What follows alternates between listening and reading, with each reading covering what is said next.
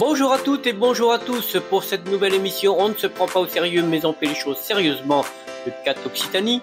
Si le métier de graphiste freelance est encore peu connu du grand public, après cette émission, celui-ci ne sera plus un secret pour vous, car aujourd'hui nous sommes en compagnie de Salomé Soulier qui exerce ce métier avec passion. Bonjour Salomé. Bonjour Jean-Jacques. Si nous sommes aujourd'hui en votre compagnie, c'est parce que lorsque vous étiez étudiante à l'Institut LISA de Toulouse, une école spécialisée dans les arts appliqués, vous aviez participé à un projet artistique et environnemental porté par CAT Occitanie. Nous aurons l'occasion d'y revenir plus tard au cours de notre émission, mais avant tout, afin que nos téléspectateurs vous connaissent mieux, je vous laisse le soin de vous présenter et de nous parler un peu de vous. Bonjour à tous, du coup je m'appelle Salomé, j'ai 26 ans et je suis aujourd'hui graphiste freelance puisque j'ai été effectivement diplômée d'un master de direction artistique à l'école LISA de Toulouse. Et qu'est-ce que c'est qu'un graphiste? Parce que souvent les gens ont un peu du mal à le définir. C'est une personne qui s'occupe de toute la communication visuelle de votre entreprise. C'est tout simplement une personne qui va mettre en image une idée, un concept ou un message et qui s'occupe de toute l'identité de marque, la valorisation de votre image, tout simplement pour les entreprises. Salomé, en quelques mots, pourriez-vous nous décrire votre parcours? Alors du coup, moi j'ai fait un bac général, donc un bac littéraire, et j'ai dû passer par une remise à niveau en art appliqué qui n'existe plus maintenant aujourd'hui, puisque maintenant c'est une étude qui se fait en 3 ans. Et en fait, ils ont combiné la remise à niveau avec le BTS pour les personnes du coup que ça intéresse. Mais moi du coup, j'ai fait une année d'études en remise en art appliqué, puis 2 ans de BTS design graphique option numérique. Puis ensuite, je me suis orientée un petit peu plus spécialisée puisque j'ai fait un bachelor design graphique option motion design que j'ai effectué à l'ISA mais de Bordeaux.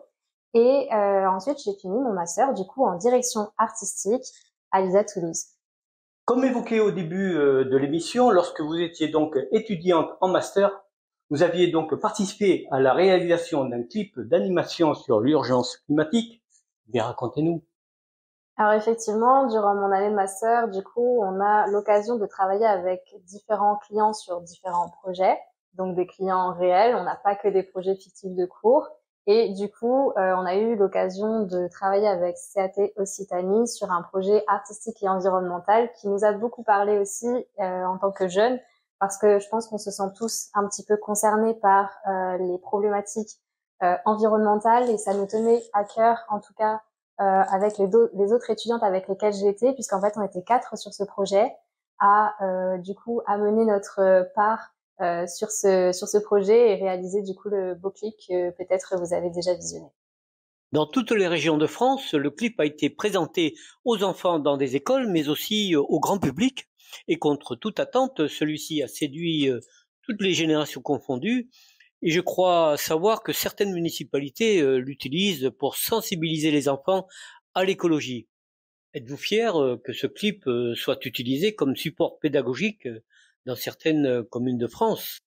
Oui, je pense qu'on est toutes beaucoup honorées de la portée en fait de ce clip. Je pense on a toutes été assez surprises parce que de base on le faisait vraiment dans notre cadre pour les cours et on s'attendait pas forcément à ce que ça prenne toute cette ampleur et ça a été vraiment hyper enrichissant pour nous humainement et de voir aussi que notre projet il contribue à des jeunes élèves, à des jeunes enfants.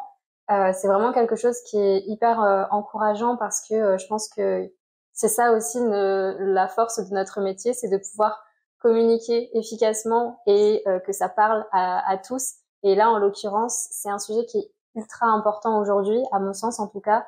Et c'est vrai que le fait que ça plaise aussi aux jeunes enfants, comme ça a pu plaire aussi aux adultes qui l'ont visionné, eh bien, c'était pour nous vraiment quelque chose d'hyper gratifiant.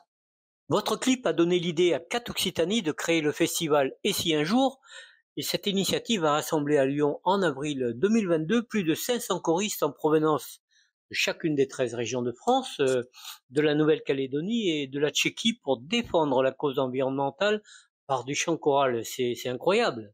D'ailleurs, j'ai cru comprendre que d'autres projets sont en cours de réalisation et ceci toujours autour du clip. Oui, c'est vrai que là, du coup, CAT Occitanie organise une édition 2 du projet et c'est vrai qu'on s'attendait pas à ce que ça aille aussi loin, comme je le disais. c'est vrai que le fait qu'il y ait des gens de partout en France et même d'ailleurs qui se sont déplacés, c'est juste un truc de dingue. Nous, c'est vrai que on était là en tant que petite étudiante dans notre coin à faire notre projet.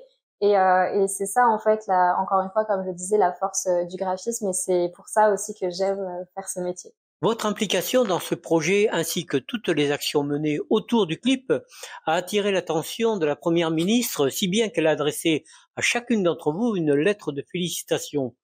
Dans une vie d'étudiante, c'est assez exceptionnel. D'ailleurs, comment l'avez-vous vécu, Et ben, ce c'était moment? vraiment une super expérience d'être récompensée par la première ministre. Encore une fois, c'était pas quelque chose auquel, en tant que petite étudiante, on peut s'imaginer.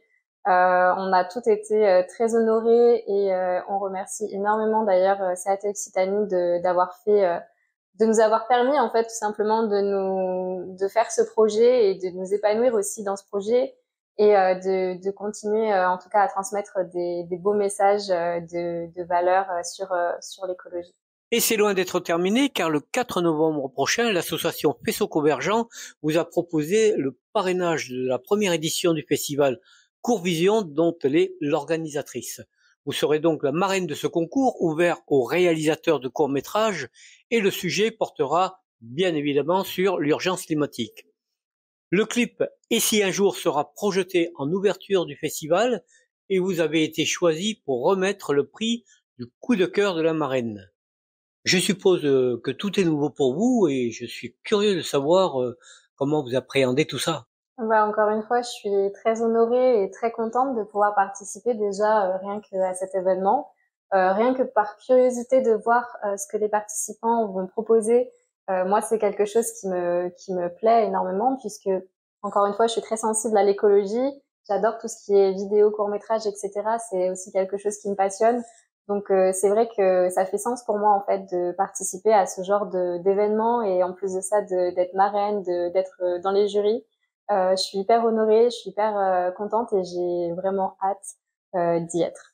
D'ailleurs, en tant que marraine de l'événement qui va se dérouler le 4 novembre prochain à la Beige, je tenais à remercier le maire de la Beige ainsi que toute la municipalité de nous accueillir pour la première édition de Courvision en province.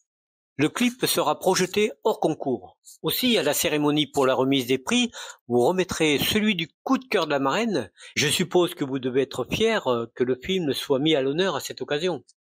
Oui, effectivement, le clip sera du coup diffusé à l'ouverture de cet événement, donc je serai du coup malheureusement la seule des 4 élèves qui sera présente, mais je suis hyper heureuse et j'espère que en tout cas ce projet ira encore loin parce que je pense que c'est hyper important aujourd'hui de continuer à parler de l'importance des problèmes écologiques. Salomé, vous continuez de vous impliquer dans le monde associatif. De nouveau, vous avez réalisé le teaser de la soirée concert du 4 novembre prochain. C'est une nécessité pour vous de partager vos compétences pour venir en aide lorsqu'il vous est possible. Oui, effectivement, du coup, j'ai réalisé le teaser de l'événement. C'est quelque chose qui me tenait énormément à cœur parce que, encore une fois, si j'en suis là aujourd'hui aussi, c'est grâce à CAT Occitanie, c'est grâce à ce petit projet qui était un petit bébé au début et qui a bien grandi maintenant. Et ça me paraissait normal pour moi, en fait, d'offrir du coup ce service et voilà, de faire ce teaser pour cet événement qui, encore une fois, me tient à cœur parce que je pense qu'avec CAT Occitanie, on partage aussi les mêmes valeurs et c'est quelque chose qui est ultra essentiel pour moi dans mon travail. Vous êtes sensible aux sujets environnementaux, ce qui vous a certainement aidé pour l'écriture du scénario. Quel message aimeriez-vous passer aux générations futures? Oui, effectivement, Jean-Jacques, l'écologie, c'est un sujet qui me tient énormément à cœur, tout comme d'ailleurs la cause animale. C'est 2 sujets, en tout cas, que j'aime énormément porter.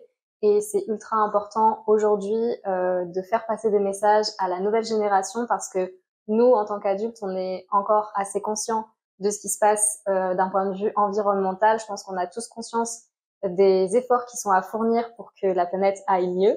Et c'est aussi important en fait de transmettre ce savoir du coup aux nouvelles générations. Salomé, que pensez-vous de cette approche plus positive pour parler de notre impact écologique?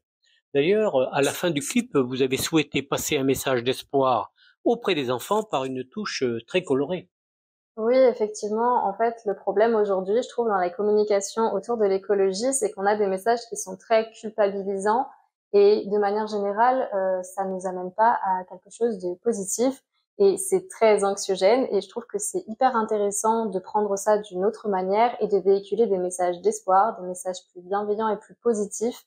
Ne pas non plus se voiler la face, évidemment, ne pas être dans l'excès du positif, mais en tout cas, donner un message d'espoir aux nouvelles générations, ça me paraît ultra important et ultra essentiel aujourd'hui pour, en tout cas, aller vers du mieux dans le futur. Pensez-vous que les graphistes ont un rôle à jouer actuellement? Oui, bien sûr, Jean-Jacques. Je pense que les graphistes ont effectivement un rôle à jouer là-dedans, puisque, comme je l'ai dit, l'écologie, ça reste quelque chose d'hyper important. Aujourd'hui, ça reste une question de société, ça reste quelque chose de préoccupant.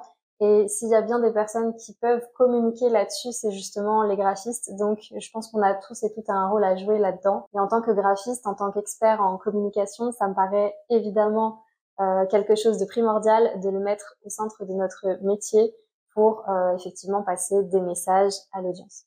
Quelles sont vos missions aujourd'hui en tant que graphiste freelance? Alors du coup, en tant que graphiste freelance, aujourd'hui, je fais tout ce qui va être identité de marque, donc tout ce qui va être logo, charte graphique.